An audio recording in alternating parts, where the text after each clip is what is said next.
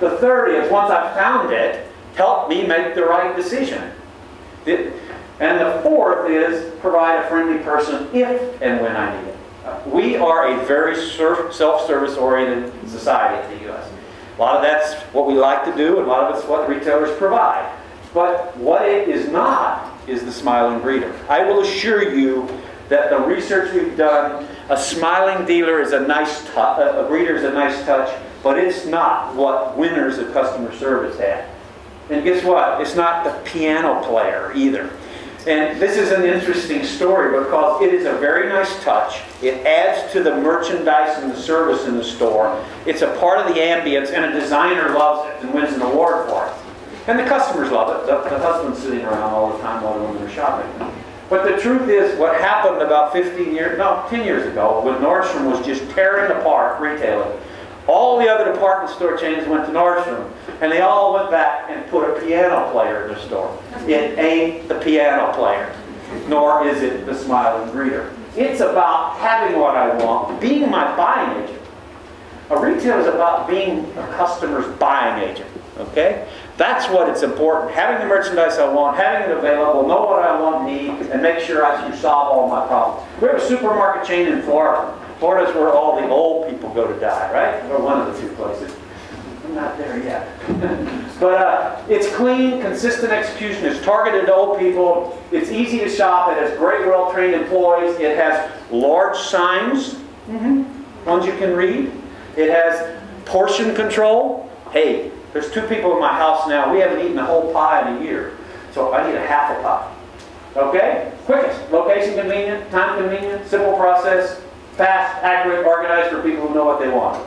If you're in that category, if that's what your customer wants, you can win on quickest service. I'm going to skip that. I've got some. Probably the simplest retailer we've got that explains it is McDonald's. They're not about fashion food or anything. They're about, I know what I want, I get it, I get that energy and calories, and I get gone. And you do it fast and simple, and you're close to me. You have to be close to be quick. It's pretty tricky to win at quickest if I have to go 7 or 8 miles to get to you. Walgreens is actually a quickest retailer. We'll talk about where they've moved, but basically its whole focus is close to the consumer. They're committed to being within 3.5 miles of every major consumer in the United States. They can't get all of it. They're open anytime, any place, 24 hours. Do it over the phone, do it over the internet, come pick it up in the drive-in window. And they're very pharmacy dominant. We'll show later they're about 67% pharmacy. But speed and efficiency is what they focus on. And they basically reinvented the concept of a drive-up. Because many years in pharmacy, we say, in the drug industry, we say, put the pharmacy in the back of the store so the customer walks past all that high gross margin cosmetics, right?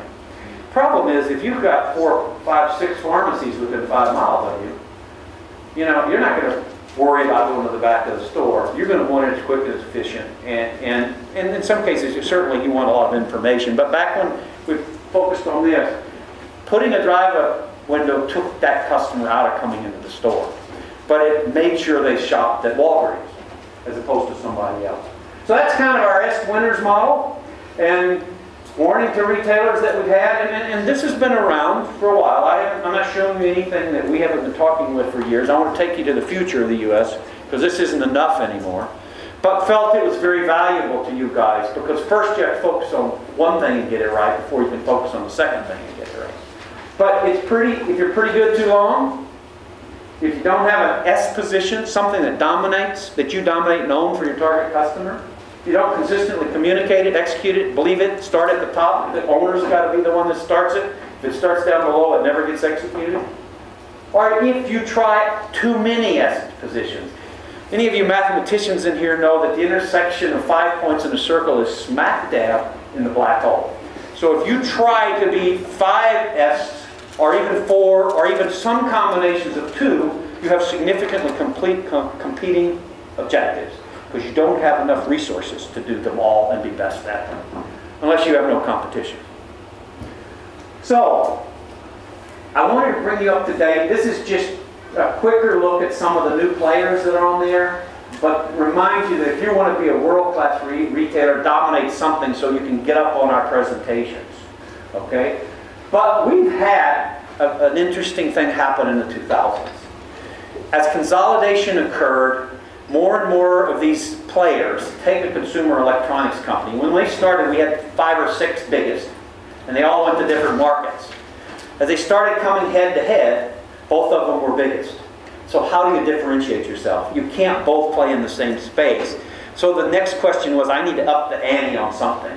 And what we're seeing is that consolidation, maturation, reduce the differentiation of some of our single S selected categories. And S retailers come head to head, they have to either strengthen that S position and get ahead of the other guys, or they have to up the ante and redefine their S position, particularly in the hottest category. And I'm not talking to you today on that. We have a whole trend presentation on 5 dimensions of hot. So you could find a singular dimension like lifestyle and go and dominate that. That's a position of that.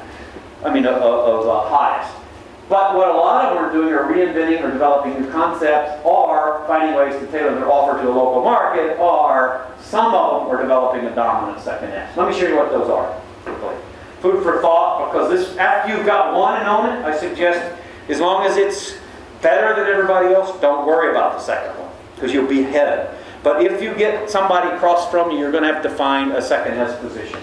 And what we're seeing, ones that are working, are big and cheap can work. We're seeing a number of players doing that. Home Depot, Sports Authority. Hot and cheap can work. You've heard the cheap chic retailers, the Zara's, the Mangos, the H&M's, and even Costco is in that slot pricing in that category, because they constantly bring the hottest, trendiest stuff in the store. There's big and hot will work. Cabela's, Whole Foods, REI, huge stores dominate their category, but gone into some kind of lifestyle or green or wellness. But they're still big and they can pull them off. Hot and easy can work. We've got a number of them. Sephora, Apple. You got a new Apple store here, right? They're all about being easy and yet making the shopping experience great. They got the Genius bars. You get solutions, but they always got the hot product. Or you can compete on big and easy. And the most interesting one of those, and that's where Best Buy is headed, because they know that they can't win alone on just being big. So we had a talk yesterday at a conference about their consumer centricity focus. They're taking and tailoring their stores to be just right for the people in the area. For example, in the areas in the suburbs where there's a lot of soccer moms, they've made that store a lot friendlier to women with concierge and personal assistants and kids play areas, etc. So what we're concerned about, though, most of the other combinations I don't have up here are potentially dangerous. The reason is nobody's going there is that it's very difficult to execute them both.